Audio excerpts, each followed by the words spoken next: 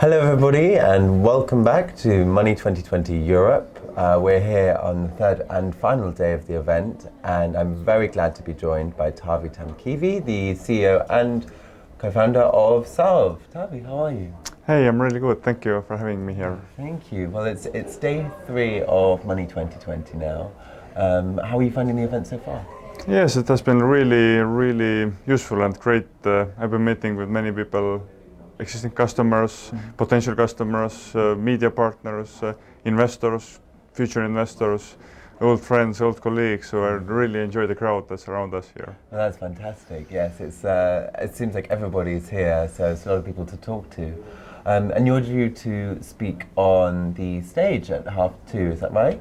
Yes, we'll have a panel discussion actually with a number of people about zero trust verification, which is more and more important in the current virtual environment where you don't meet physically people, your end customers, and you need to somehow validate who they are and what they're doing. Well, I'm sure it'll be a very interesting conversation, and I should be sure to try and come down to the stage when you're on. So we mentioned that you were the CEO and co-founder of Salv, but before we go ahead with any more questions, why don't you tell our audience a bit about yourself and a bit about who Salv is? Yeah, we are a RegTech startup helping fintechs and banks and other financial institutions to beat financial crime. That's our mission, to beat financial crime, and we're taking those financial institutions as partners of ours, because we believe that we as human beings, we deserve a fairer and safer world free of financial crime, and for that we are building technologies for the crime fighters who are working in the financial industry to help them to achieve our mission.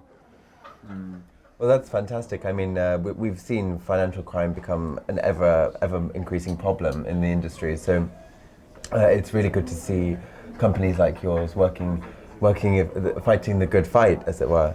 Can you give us a little bit of an insight into the trends that you've noticed in the industry? Maybe you've noticed some from the people you've spoken to at Money 2020, and also the challenges that the industry is currently facing.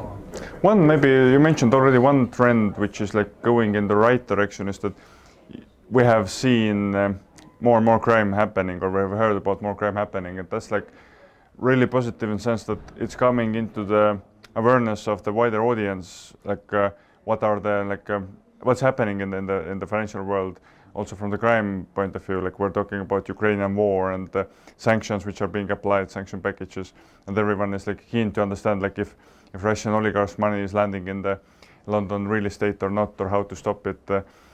People are getting more worried about fraudulent activity against their own personal bank accounts, scam, investment scam, or these kind of things happening. So it's there's more awareness on the wider audience, which is really helping governments, and it's helping banks and fintechs and other institutions to pay more attention to that. Because maybe 10 years ago, if you think about, there was Panama Papers were there, and before that there were terrorist attacks against the US, 9/11 attacks, and each of these major events is helping society to raise awareness, and now we're in the middle of the next iteration. So that's definitely one thing which is happening, which is helping. And the other is actually different, again, we're fans of the fintech technologies and companies, but so are the criminals fans of these technologies. And they are getting really benefit from the instant payments, from the API PSD2 connections with e-wallets, and from the crypto companies. So criminals are super good and super early adopters to use these kind of technologies. And now for companies like ours, our job is to actually to stop them and to bring the protection layers also on the same level where the criminals are. Well, fight the criminals with the best technology out there. So it's there's obviously a lot of trends going on, and I think one of the main trends that you mentioned was sort of this idea that it's a very widespread issue, that no bank is safe, basically. And we've seen a lot about the rising use of data and of intelligence as well between banks, but we often see problems in the industry where there's it's a complex process to share the relevant information and the right information that you need to fight these criminals. So my question to you, Taavi, is why is the process so complicated, and what are the hurdles that need to be overcome? Yeah, just to take a step back from that, even like if you have read the books or seen the movies, documentaries or like fiction, how criminals work, like mafias work. They work in networks. They are supporting each other, selling services to each other, like who steals the money, who kills the people, who transfers weapons, and who is helping to launder that, and then who is helping to convert this laundered money into some real assets. They're also like have mapped out the different like financial institutions and financial countries through whom this money laundering is happening, so that they are controlling really well-built networks like among our industries. But we are not yet doing that. Like if private institutions who should stop the crime are not very good in this kind of networking. And why is that? Like it's in one hand, global regulators and country regulators are recommending to do. Like if you think about Financial Action Task Force, which is like recommending regulations to all our countries, which we need to follow, right? And like they are saying that banks and fintech should exchange more information about possible crime and about their customers who are dodgy. But actually, in the same time, there are data protection, like GDPR and like local legislations, which are saying that you shouldn't. Actually, they're not saying that you shouldn't exchange data, but you should be very cautious and careful when exchanging data. And like financial sector is like really in real confusion, like what they can exchange and what not. And there are like huge debates. We've been in discussions with like 10 different countries, like starting from Estonia, but also in Singapore and UK and Lithuania and many other places. And we see these discussions repeating over and over again, that like there is like financial supervisory authority who says that, yeah, you should exchange data, learn from your colleagues from other institutions about possible criminal trends or cases. Then there is a information security office or like a information security department which says that like you can do that, but just be careful with that. And then there are like institutions, private institutions who are like, okay, what exactly we should do? Like should we do it or not? And helping to leverage these discussions is maybe the most difficult part of like, kicking off these networks of communications. Once it's kicked off, like what we saw in Estonia, we initiated like network which is called AML Bridge, which is connectivity platform. We initiated. It took a lot of time actually to get the large Scandinavian banks to start using it, a couple of them. But once they did, then the whole market actually jumped on it, and because they saw that okay, it's really beneficial, and if some banks are doing it, it must be legit. So it's kicking off the new atomic networks in other countries. That's like really exciting work for me at least to do. So. Absolutely. And just to stay on that topic of your intelligence sharing platform, the AML Bridge. So it's been just over a year since you launched that, and it's been really effective in as you mentioned, sharing the relevant information with the right people. My question for you is, since you've launched that, what are the lessons that you've learned or the feedback that you've taken from the product, and what is the next evolutionary stage for the product? Yeah, like first learnings or most important learnings happened even before we launched it, because people from the private and public sector, they were really afraid or confused like what they can do and what not, and they kept raising different risks about de-banking and de-risking and tipping off and all these buzzwords or like actual things which are really huge risk for the private sector. Doesn't matter if you're a bank or a large fintech or small starting company, they need to take care of for these things. But actually, surprisingly, once the product was launched, these kind of risks or concerns have never been raised again.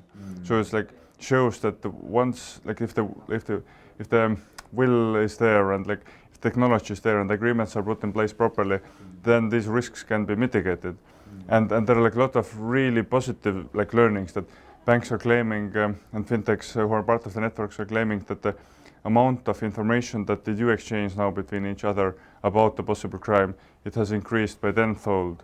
The speed has before it used to take like maybe 24 or 48 hours to get some messages back about your suspicion from the other institution. Now it takes like tens of minutes. Like in today's world, again, tens of minutes also feels really slow, but before they were like 2 days. they really are able to like stop certain type of the fraud, like authorized push payment fraud is something that's impacting the whole of our industry here in Europe at least hugely. And banks are claiming that actually they were, thanks to this communication, they were able to stop it. Now there is like a community or new movement is being formed by the crime fighters. Like people come together for physical lunch and learn sessions, they share their experiences, they motivate each other. There's real light in the eyes, which I see because like in old days they used to be doing really limited, quite simple work, and they couldn't improve the way how they worked. So, but now they feel that they're part of the movement that grows and grows into more global thing, and that's like one of the, for me as a technology provider, that's like one of the most positive experiences. Like it's how to get new way of doing think into people's head and doing so. Well, it's really good that you're making these sort of these positive movements in the industry, and from what you describe, it sounds like your AML bridge it has a positive future ahead of it. But if we look more towards the negative, and especially in Europe, we've seen, you know, the Russian invasion of Ukraine has been massively impactful on so many industries, not just the fintech industry. But in your opinion, what have you seen change in that time, or since those headlines have been breaking? Well, like there are things that we all see, like fuel prices going up, and like energy in general prices going up, and like some certain types of the goods sales to Russia are suffering definitely. But one of the biggest problems again I see around our industry is that like our governments are like ultimately doing the right things. They're writing out new sanction packages. They should always do it faster, of course, but they're doing that, and these kind of packages get a lot of attention from the industry as well, and wider publicity as well, and analyzing it's not only about sanctioning oligarchs or politicians, but it's also about limiting the luxury goods and like transport, the import of the luxury goods, and like movement of money of just like regular people as well. So they're becoming they should be becoming more and more effective, but at the same time, one of the large problems is that the financial institutions who mostly should apply these controls, the new sanction packages, are not very effective in doing that, because their in-house technologies that they have been using like for tens of years to do something similar, which has the similar name, like sanction controls has been there for a long time. Actually, these technologies anymore are not sufficient for these kind of new types of the new waves of the controls that they're forced to do. And ultimately it results, but they still need to follow these requirements, and what they do is just they hire more and more people to do the really manual and really dummy work. And like in one hand, like it's the salaries going up, like because there are not enough, you don't need to be a talented person, but you just need to be able to do this kind of really routine operational work. And there are not enough people, so salaries are going up, which is like might be good for the people, but at the same time, like there is like bigger and bigger OPEX spend by these large organizations just to hire more people, and average quality of this work like probably goes down as well. And like that's where again my company comes into play, and other similar players actually who are offering like modern sanctions controlling and transaction monitoring technologies, like in addition to the bridge. We are offering this kind of so-called classical technologies, but it's like new types of the products and more flexibility, and that's something that institutions now in these days need more than ever before. Otherwise, either they burn out all their cash that they make, or they increase the prices for their own end customers who need to pay for this huge amount of extra manual work. And that's basically, for me, there's a comparison that is like. If governments are writing out new sanction packages, these are like new weapons that they're giving out. But actually, fintechs and banks and others need to use these weapons on the battlefield, and they need some ammo for those weapons. And like technology providers, like RegTech providers like ours, we are putting this picture together actually to make sure that there's right ammo for these weapons that they have, and they can use these weapons. but today it's not like that yet. Do you think people should be worried about the Russian retaliation to these sanctions? In terms of, do you think that the increased threat of cybersecurity attacks is something that ordinary people should be worried about? Well, again, it's a wider question. Like, people shouldn't be worried about at any time, but they should be cautious, and it doesn't matter if there's a war or if there's not a war. They should always be very conscious about like what credentials they can give to whom, because like, again, big part of the reasons why people are becoming victims of even the simple fraud is that like they are getting cheated by the scammers who are giving them the calls, or like sending WhatsApp messages that hey, I'm from your bank, can you please give your credentials and passwords to access your bank accounts, and some people tend to believe it, and they tend to give it. So these kind of scams are happening more and more. We have seen that some type of the crime is even going down, temporarily at least, because there were like huge calling centers of the criminals, which were based in Ukraine, and like these scammers were calling from Ukrainian numbers to the people who became later on the victims of the like fraud. So, but during the war, these like calling centers were closed down, and like it's a question of time when these new centers will be set up. So there are like multiple different trends which are happening and impacting. So yeah, my answer is that you shouldn't be worried, but you should be definitely educated and cautious about these risks. All around the clock, really. Exactly. Yeah. So my final question for you, Taavi, aside from you're obviously on stage in a few hours, what have you enjoyed the most about May 2020? As I mentioned before, the community that's here and the huge amount of opportunities that's here. Like, of course, like I can listen. I have some time to listen to other people talking on the stages, which is like really motivating.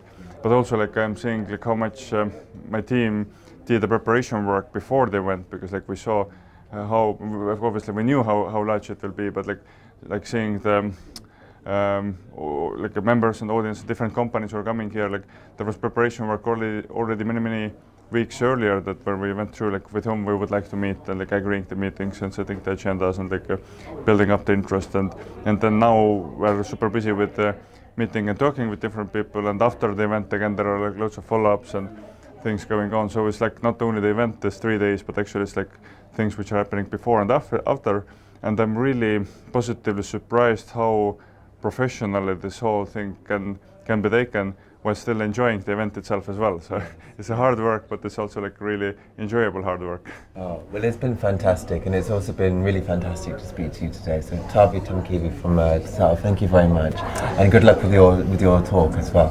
Thank you for having me here.